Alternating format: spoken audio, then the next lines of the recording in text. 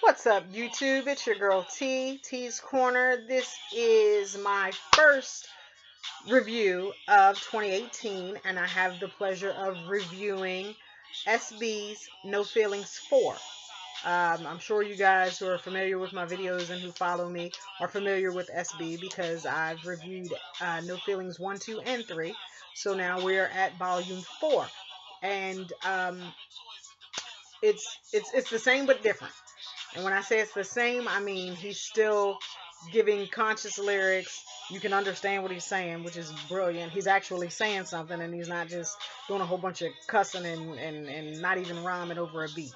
So when I say it's the same, I mean it's quality. You're still getting good SB. You're still getting good hip hop. So that's great.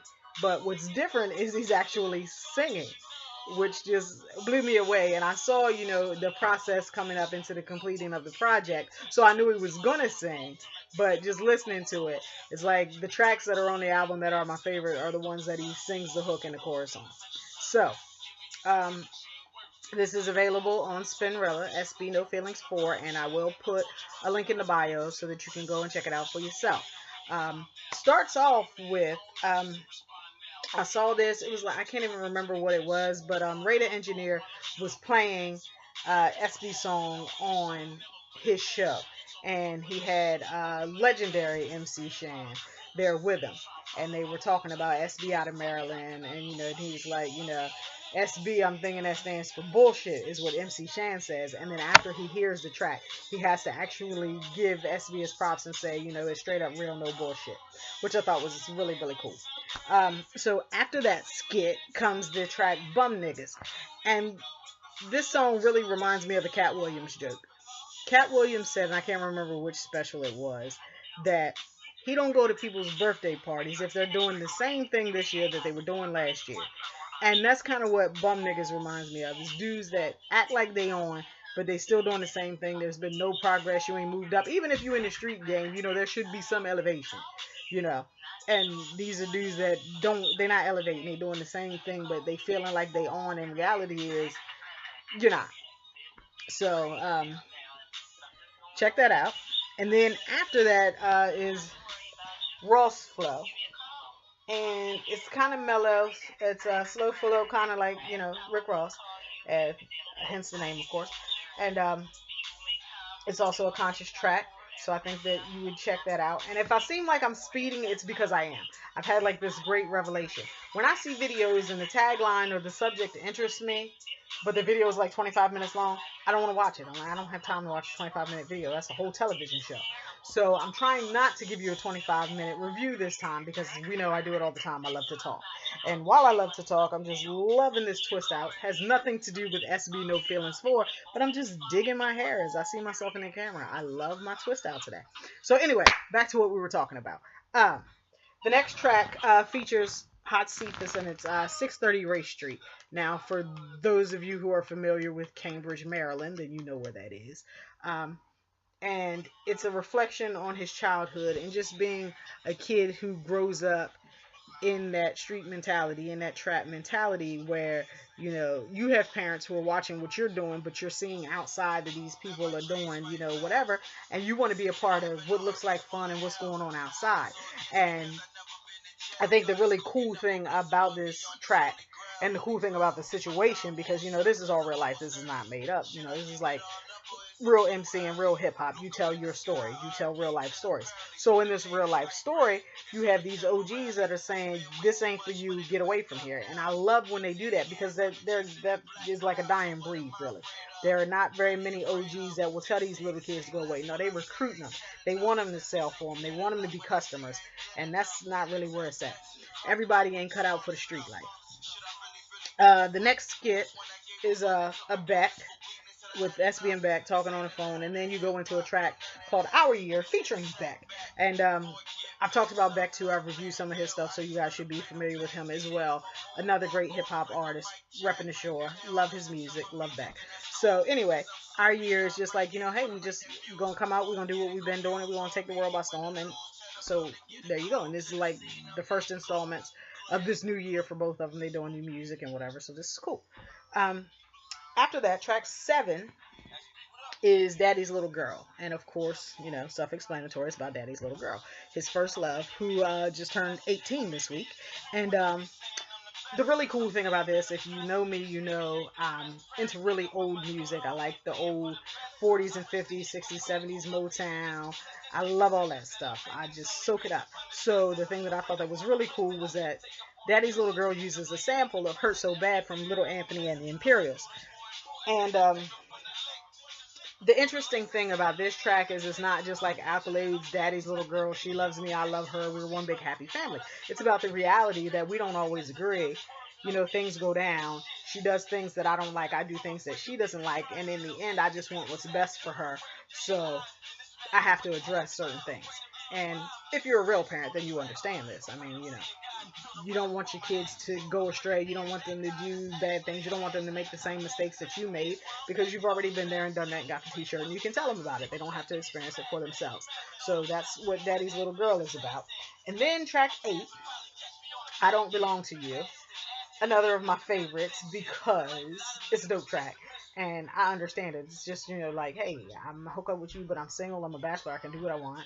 And, if what I want to do is you, then that's cool. And if not, then, fall back. Let me do me. Let me have my time, because we're not in a relationship. I'm not accountable to you. And it also has the Isley Brothers Between the Sheets sample. And I love Mr. Big, aka Ron Isley, so that does it for me. And the end is kind of funny because you hear about this all the time, and females, we know we do this, where you call and you call and you call and you leave messages, and the messages escalate for everyone that you leave. So at first you're really cool, like, hey babe, just checking on you, and by the time you get done, you really fuck up everybody in his family, the bitch you know he with, whether you really know it or not, you know it. You really flatten all 4 of his tires, you're gonna bust the windows out of his car, whatever. We've all been there, we've all had that moment. So I Don't Belong to You.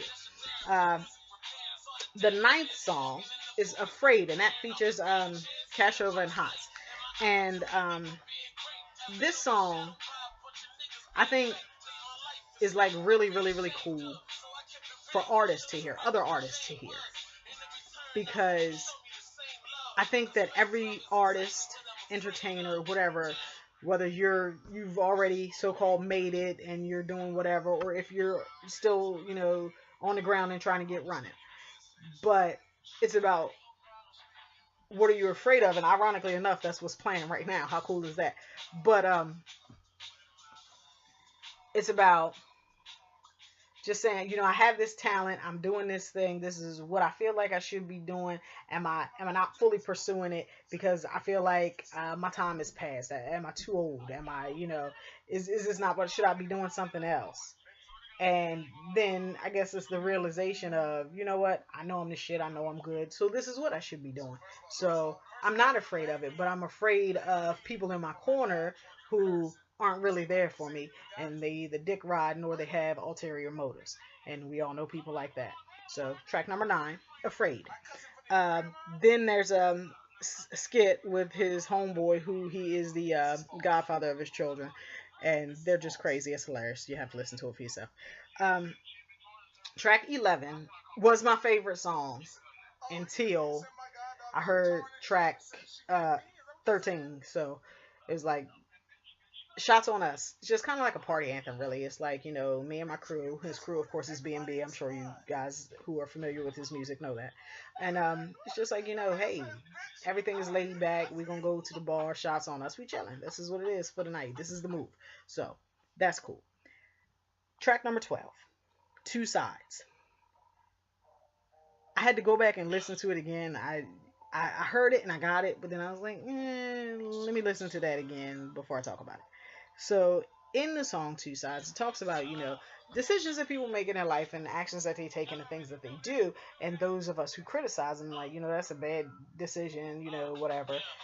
You're doing this, this, and this, and you ain't coming up. Nothing, there is nothing coming from what you're doing. And then the other side of that is you can criticize, but this is why this is my life. And hey, don't act like you squeaky clean, because, it could have gone either way for you too. So, Two Sides.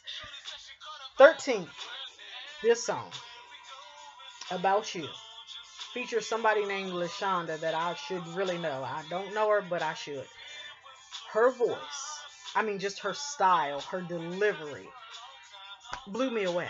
I'm just like, oh my God. And it just felt like, it really felt like blues. And it was blues, but not blues because it's neo soul. And it was blues and it was neo soul, but it felt like jazz and it moved like jazz. And I was just like, her voice is just doing something really reckless to my fan heart. And it's beautiful. This girl can sing. I'm not even playing it. Y'all know I don't give credit where it's not due, because if you can't sing, I'm gonna tell you. I love the greats. So if you can't do nothing with what you're trying to do, I'm gonna say it. Now this girl can sing. But the song itself is actually really cool too. Uh, about a relationship that ends for whatever reason, and but you remain friends, and that's that person that, the one that got away, I guess you could say. And it's like, after you've reconnected and a lot of time has passed and a lot of life has been lived, these feelings are still there. I still respect you, I still look up to you, I still consider you my best friend. I mean, you are what it is, and I'm happy that I had the opportunity to be here and tell you, and I'm never going to let that go again. So it's like a love song, but not. I don't know if that makes sense, but I love it. I mean, just absolutely mesmerized by this singer, Lashonda. Um, then it's a vibe. It's a vibe is pretty much that. It's a vibe. It's kind of self-explanatory. So track 14, listen to it for yourself. I don't know what just happened. My radio just cut off. And then track 15. Track 15 is "See You in the Sky." Track 15 is very emotional. If you've ever lost anybody, you're going to feel it.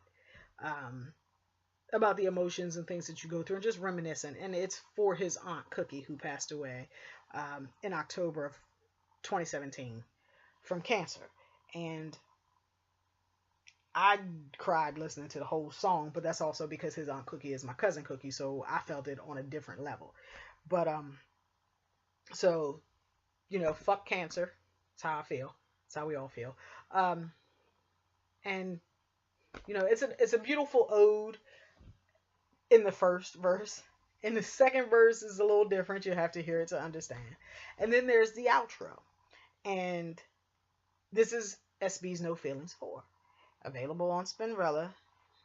I know everybody gives out mics and stars and whatever. So I would probably give it 4.5 stars if there were star search, 4.5 mics, whatever. Because, like I said, I'm so tickled that SB's singing, but it's not like he's Luther, so. Yeah. But I love you, cuz. But it's a great album, and I know I say that all the time, and I've just been lucky to just not review any like completely, totally awful albums. But this is a great album. It's a vibe you could just nod your head to.